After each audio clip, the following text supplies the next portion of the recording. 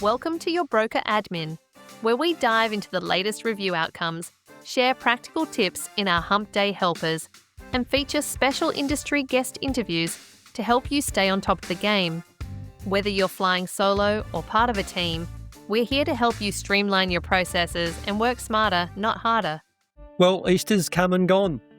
I hope you all had a great one and didn't overindulge on chocolate and Easter buns. But now it's time to jump into another episode of Your Broker Admin.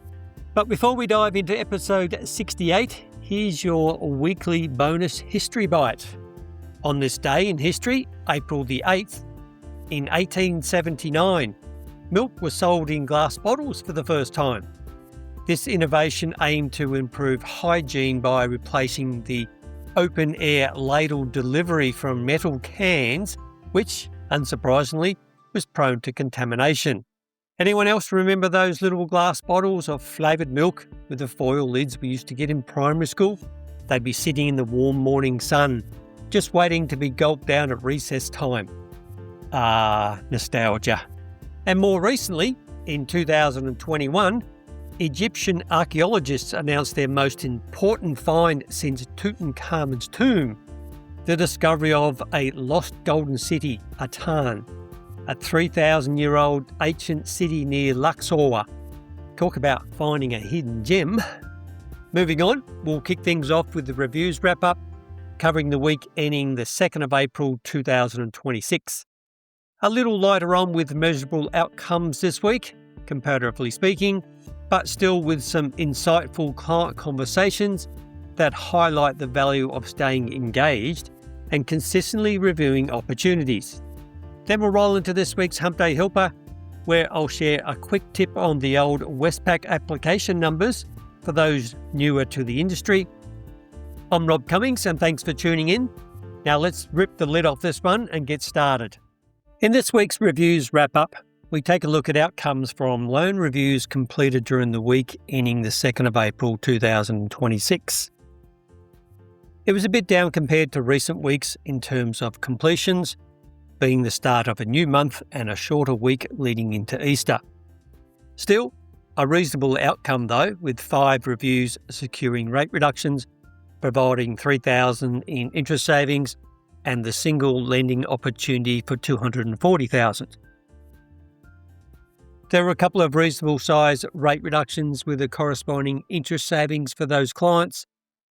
To start with, we had a First Mac customer where we obtained a 0.34% reduction and a $1,300 interest saving. And then there was a Westpac customer with a 0.36% rate reduction, resulting in a $900 saving for them. The lending opportunity was a self-managed super fund client with Granite looking to refinance. The client is not happy with Granite and hasn't been for some time. We basically had the same conversation with them 12 months ago, but now they want to take action on it. The main issues for the client were the recurring poor service being provided by Granite, plus it was mainly offshore. Coincidentally, they're also looking to upgrade their home, but keep the current one as an investment property, plus they want to meet up with a financial planner to review their overall financial position. We're not sure of the amounts required to achieve this, but I'm sure the broker will be able to ascertain when they speak with the client. Now, a quick look back at the month just gone. Overall, it was a highly successful one results-wise, with $50,000 in interest savings and almost $10 million in lending opportunities. One of our biggest months for some time. I have a couple of client conversations to share this week, from one of our newer review brokers and the other an established broker for reviews with us. The first is a long-term client of the broker who has 3 loans through ME Bank, 2 owner-occupied and an IO investment, all of which settled back in 2022. This was a first-time review for us with this client. The funds from the investment loan were actually used as a contribution towards the purchase of an NDIS property in Perth. The clients used the in-house broker of the property marketer to arrange finance for the purchase through a second-tier lender. Unfortunately, it hasn't been a great experience.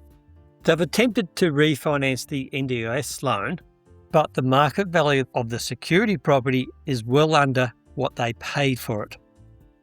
Our rate review yielded a small reduction in the rates across all 3 loans. The client is a FIFO worker with the mines out west. We rang and were able to speak with them. It was a longish discussion during which we advised of the rate reductions. They were pretty happy with that outcome.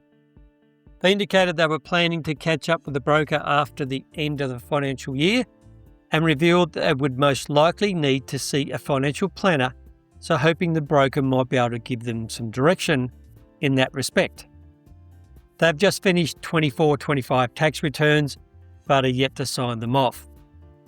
The Perth NDIS property is fully tenanted now, but not with the right type of tenant. Currently SIL tenants who generate a much lower income. They're in the progress of changing over to a fully dependent tenant ASAP with the assistance of the property manager. Once that's done, they'll believe it will be a solid investment. They really appreciated the review and the call. The second is a client who has a single owner-occupied loan through Macquarie, which only settled 12 months ago, so this is their first loan review. The rate is Macquarie's standard new-to-bank rate, so no reductions offered with that one. We spoke with the client at length. It turns out they're currently speaking with the broker and looking to either sell and upgrade their current home or rent out the current one and buy another. The house is on the market at 1.3 million, but they fear prices will fall with current events. They're working in Newcastle at the moment and living with their dad and his family. His family is moving as well, so they have to make their mind up. They loved the review and thanked us for the call. Nothing extraordinary with those review outcomes and the client conversations. A small win on the rate with the first one, but more importantly, reinforcing that relationship with the clients. We're quietly confident they will remain long-term clients of the brokers and conduct more business with them. It's the old tortoise and hare scenario. Consistency and reliability wins in the long term.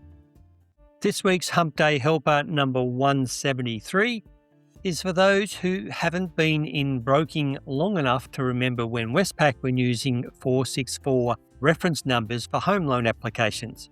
They stopped using them in the early 2020s and now have their random 15-digit application reference numbers.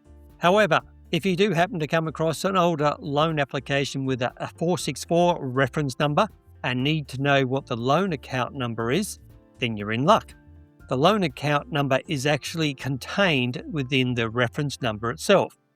For example, with an application reference number of 464 182 123 456, simply replace the 464 bit with 037, and there's your BSB and loan account number being 037 182 123 456.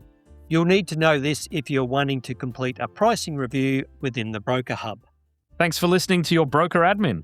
If you've got feedback, questions, or a topic you'd like covered on the show, you can now send it through via our Contact the Show page. The link is in the episode notes. If the link's not clickable in your player, just copy it from the show notes or head to the episode description on your phone. A rating on Apple Podcasts, a review on Podchaser, or a follow on Spotify all help the show reach the people it's built for. This has been your Broker Admin, for those who like their process neat.